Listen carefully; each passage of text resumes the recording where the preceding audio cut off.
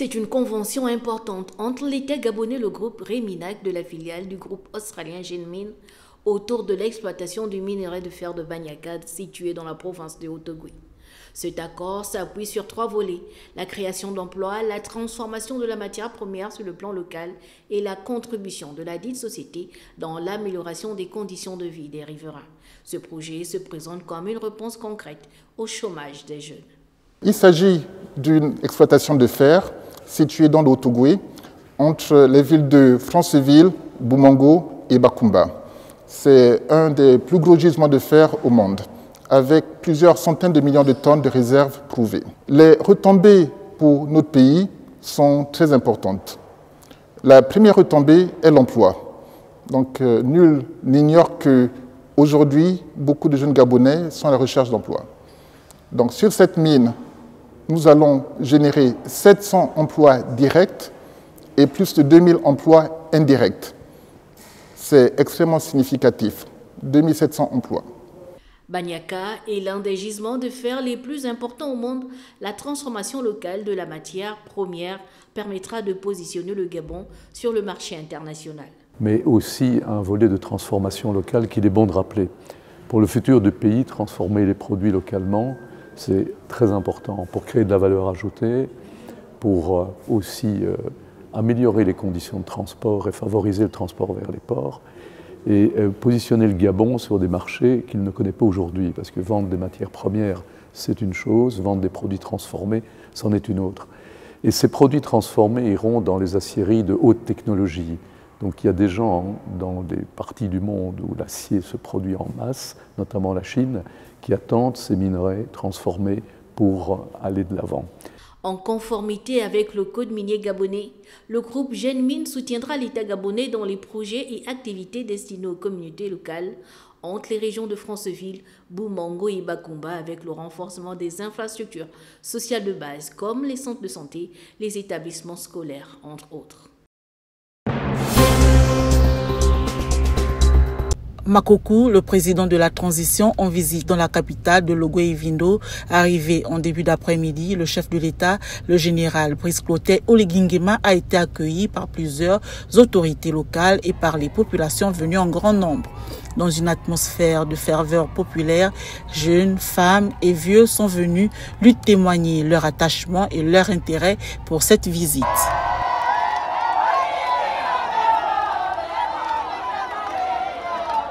Vraiment, nous sommes en joie. Nous exprimons cette joie, dire qu'il est venu nous libérer et que nous sommes avec lui jusqu'à la gare. Il est chez lui, c'est lui le président qui nous a libérés et nous fait sortir de la souffrance. Le bonheur du Gabon et de l'Ogooué-Ivindo. Moment fort de ce déplacement, le chef de l'État s'est recueilli au mausolée de feu Emmanuel Issozengondin, ancien Premier ministre disparu le 11 juin 2020 à Libreville. En hommage, il a déposé une gerbe de fleurs avant de poursuivre son programme.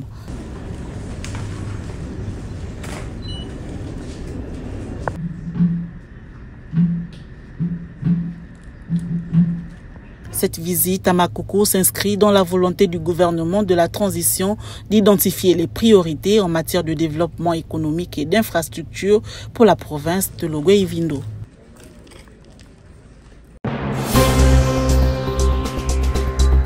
Déterminé à promouvoir le secteur santé, la formation et l'éducation, le président de la transition a procédé à l'inauguration officielle de l'école provinciale de formation en action sanitaire et sociale EPFAS. Lors de cette cérémonie, marquée par la coupure symbolique du ruban, les étudiants réunis dans l'amphithéâtre de l'établissement ont remercié le chef de l'État pour son engagement en faveur de la jeunesse et de l'éducation. Cet établissement longtemps laissé pour compte, dont vous aviez rédoré l'image en faisant de cela un édifice paradisiaque dont la jeunesse sera continuellement formée, nous conduit à vous exprimer notre soutien indéfectible, car vous portez un intérêt important dans la formation de la jeunesse japonaise.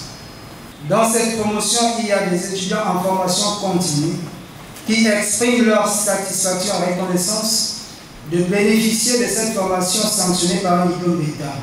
Abandonné depuis 2008, l'EPFAS a récemment ouvert ses portes, symbolisant la volonté du président de la transition de renforcer le secteur sanitaire par la formation de professionnels qualifiés. L'établissement, qui accueille près de 500 étudiants, dispose d'infrastructures modernes, une direction des études, une infirmerie, un bâtiment administratif, 4 grandes salles de classe, des logements, un internat, un restaurant, un plateau sportif, une bibliothèque, une salle multimédia et un laboratoire. Malgré ces avancées, le responsable de l'école a souligné certaines difficultés auxquelles l'établissement doit encore faire face. Monsieur le Président, malgré ce tableau idyllique, nous avons quelques difficultés. Et militaires, nous savons qu'on a une critique, une mission des hommes. Parmi les quelques difficultés auxquelles nous sommes confrontés, Monsieur le Président de la République, il y a d'abord, avant tout, le problème de moyens pour l'enseignement logistique. Il y a un internat ici, une capacité de 100 étudiants. Il est extrêmement difficile, Monsieur le Président, dans ces conditions, de pouvoir faire à manger aux enfants et pouvoir les permettre d'étudier convenablement. Prenant la parole, le ministre de la Santé a prodigué des conseils aux étudiants et sur instruction du président de la transition a annoncé le paiement des bourses aux étudiants admis par voie de concours. Le chef de l'État a une oreille très attentive. Je suis sûr que vos préoccupations vont être prises en compte. Aux étudiants, chers apprenants, je voudrais, devant le chef de l'État, vous passer un message. Vous êtes les pionniers de cette école. On attend de vous des gens pleins de cœur, des gens pleins d'empathie, des gens pleins de détermination pour changer l'image de l'hôpital gabonais. Cette initiative s'inscrit pleinement dans la vision du chef de l'État visant à doter le pays d'infrastructures de santé de pointe tout en renforçant les compétences locales pour mieux répondre aux défis sanitaires présents et futurs.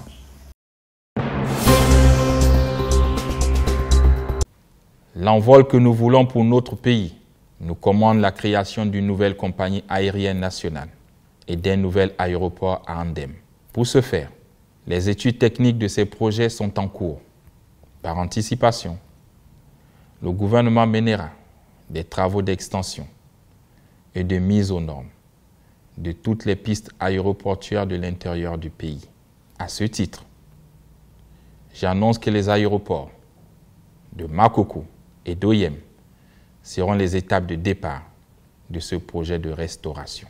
De la parole aux actes, la réhabilitation de l'aéroport de Makoko concrétisée après l'annonce du chef de l'État concernant la rénovation de l'aéroport de la capitale provinciale. Le comité pour la transition et la restauration des institutions réaffirme une fois de plus par cet acte son engagement en faveur du développement du pays. Les travaux réalisés au cours de ces 8 derniers mois ont permis de moderniser et de mettre aux normes de sécurité, de sûreté aérienne plusieurs infrastructures essentielles.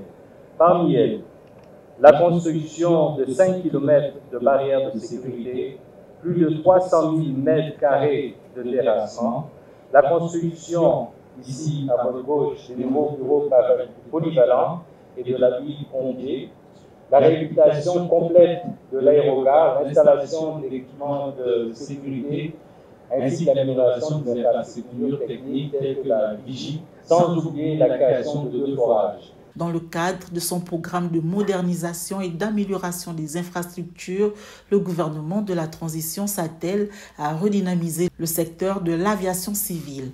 Cette initiative s'inscrit dans une vision plus large visant à renforcer la connectivité aérienne du pays et à offrir aux usagers des installations répondant aux normes internationales. Depuis près d'une quinzaine d'années, seuls les aéroports de Port-Gentil et Franceville étaient fonctionnels. Ces aéroports étaient les seuls aptes à accueillir les vols réguliers. Les autres aéroports n'étant plus aux normes car les services aéroportuaires étaient dégradés et les installations vétustes et hors de service. La cérémonie officielle de baptême de l'aéroport a été marquée par une reconnaissance nationale envers un fils émérite du pays. Désormais, l'infrastructure porte le nom d'Emmanuel Issoze Gondé en hommage à son engagement et à sa contribution à la nation. C'est avec une émotion particulière et un devoir patriotique que je préside aujourd'hui cette cérémonie solennelle de baptême de l'aéroport de Makoko, qui portera désormais le nom d'un illustre fils de cette province, le Premier ministre Emmanuel Issoze Gondé. En baptisant cet aéroport de son nom, nous perpétuons sa mémoire et reconnaissons la contribution de ce fils de Logwe-Vindo au développement de notre pays. Avec cette modernisation, cet aéroport s'inscrit désormais comme un levier essentiel du développement économique et du désenclavement de la région, illustrant une fois de plus la volonté des autorités de doter le pays d'infrastructures performantes et adaptées aux enjeux contemporains.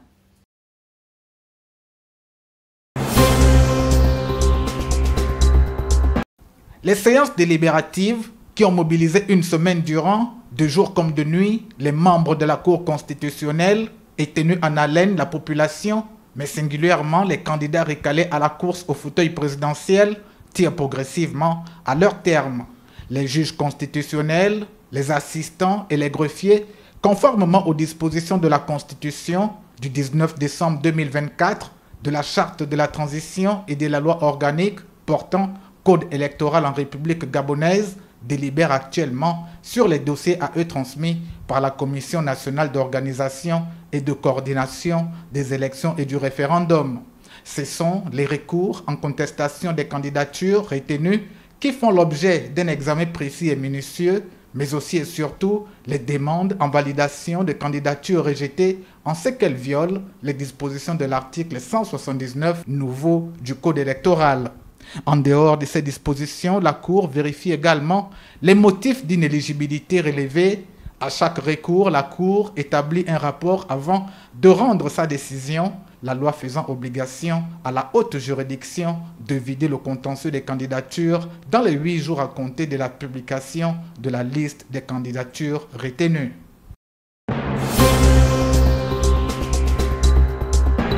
C'est sur une note de satisfaction que s'est achevée la rencontre à Franceville des différentes parties concernées par le mouvement de grève lancé le 10 mars dernier par les enseignants de l'USTM. D'importantes avancées ont été enregistrées dans la gestion du dossier. Il y a des avancées sécrétives qui peuvent nous permettre d'apprécier au niveau de la base et éventuellement de surseoir le mouvement de grève que nous avons entamé. Les revendications peuvent être légitimes, mais nous sommes en ce moment en période de transition. Il n'est pas question d'enrayer la machine pour des raisons qui peuvent être légitimes, mais ce n'est pas le moment actuellement. Et là, je crois que je suis un recteur satisfait. Les enseignements devraient reprendre immédiatement. L'implication du président de la transition a constitué un véritable déclic dans la phase de négociation. Nous avons eu des engagements fermes des plus hautes autorités de l'État, au rang desquels le premier citoyen de notre pays, j'ai cité le général de brigade Brice Clotaire Oligingema. Nous félicitons l'esprit patriotique qui animait l'échange entre les membres du SNEC USTM et l'administration aussi. Vraiment, les deux parties sont comportées en toute responsabilité. Présente par visioconférence, la ministre de tutelle, le professeur Marcel Ibinga-Itita, préoccupé par le dossier, a dépêché la secrétaire générale du ministère à Franceville pour la coordination des travaux. Nous reconnaissons que nos revendications de nous, enseignants-chercheurs, délivrées par les partenaires sont légitimes et légales, mais il est aussi important parfois de faire des sacrifices pour que nos enfants, qui sont les étudiants, qui sont l'avenir du Gabon, soient des étudiants bien formés et que nous faisons le nombre de semaines requis pour la validation de l'année. Hormis l'USTM, la secrétaire générale du ministère de l'Enseignement supérieur a également échangé avec le staff dirigeant du Centre interdisciplinaire de recherche médicale de Franceville sur le fonctionnement de cette grande institution de recherche. Inexorablement, l'Union pour la démocratie et l'intégration sociale ne faiblit pas dans sa lutte pour la restauration de la dignité de son président et partant des employés de la holding HPO et associés qui en son sein regroupent plusieurs entreprises. Pour citer les principales, la Sogada dans le secteur de l'agroalimentaire, Triam dans le transport des hydrocarbures, SGPT Transport, SGPT BTP, SGPT Mines dans le secteur des mines et des carrières, SCI Mukouti dans le domaine de l'immobilier, Médical Pro dans le secteur de la santé. Une situation que le porte-parole de l'UDIS qualifie d'injuste et interpelle le chef de la transition à porter un regard sur ces pères et mères de famille réduits à la mendicité. Depuis 4 mois déjà, de milliers de familles gabonaises, vos compatriotes, hommes et femmes, enfants, jeunes, personnes âgées, personnes vivant avec un handicap, ne perçoivent plus un salaire familial leur permettant de vivre dignement dans leur propre pays du fait de la fermeture arbitraire des entreprises de la holding HPO et associés. Face au mutisme de la communauté nationale et internationale, Edmond Epoma Ngadi, porte-parole du parti, s'interroge. Messieurs, membres de la communauté internationale et nationale, votre silence signifie-t-il que vous apportez votre caution morale à cette injustice sociale et politique et que vous acceptez par conséquent ce génocide social? On commence à mourir quand on commence à garder le silence face à l'injustice. Dans le cas où une solution n'est pas trouvée, l'UDIS tient à préciser. Ainsi qu'il l'a annoncé à sa précédente sortie, a déposé un courrier au ministère de l'Intérieur et de la Sécurité à l'effet de solliciter l'autorisation d'organiser des marches, des rassemblements et des sittings dans divers endroits de la capitale et dans l'ensemble du pays, avec la participation de tous les compatriotes affectés par cette situation. L'UDIS, dont la devise est unité, solidarité et fort, compte sur ce triptyque venant des compatriotes pour en faire regagner la dignité. Épouse, oui, mais quels sont mes droits? Et osons entreprendre, deux thématiques sur lesquelles les femmes port-gentillaises ont été édifiées par le club BPW de Port-Gentil dans le cadre de la commémoration en différé de la Journée internationale des droits des femmes. Conférencière, Laetitia Marin-Kizogo a martelé sur la nécessité, en ce qui concerne l'entrepreneuriat, d'intégrer que le salaire ne crée pas de richesse. Ce que l'on doit retenir, c'est que nous travaillons pour un temps, mais nous devons créer de la richesse. L'activité salariée ne crée pas de la richesse. Créer de la richesse, c'est créer des emplois. Créer de la richesse, c'est faire dans l'investissement et permettre que la nation se développe au travers de plusieurs activités, au travers du paiement des impôts, au travers de la contribution au développement social, au progrès social des femmes. La femme gabonaise peut. Elle le peut, elle en est capable, elle en a les ressources. Une femme qui se lève fait changer le monde. À l'exemple des pionnières de cette lutte pour les droits des femmes, je crois que les femmes gabonaises peuvent décider de s'enlever. C'est une question de volonté. À la présidence du club BPW Port-Gentil, l'on est satisfait du déroulement de cette journée qui, semble-t-il, a atteint ses objectifs.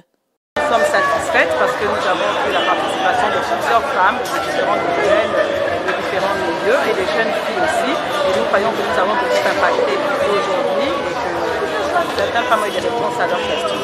Donc à cet atelier, en dehors de cet événement, en dehors des ateliers, nous avons aussi des personnels de justice qui sont là, nous avons des avocats, nous avons des notaires qui sont là pour s'entretenir avec les femmes individuellement, répondre à leurs questions, leur donner des conseils et des orientations.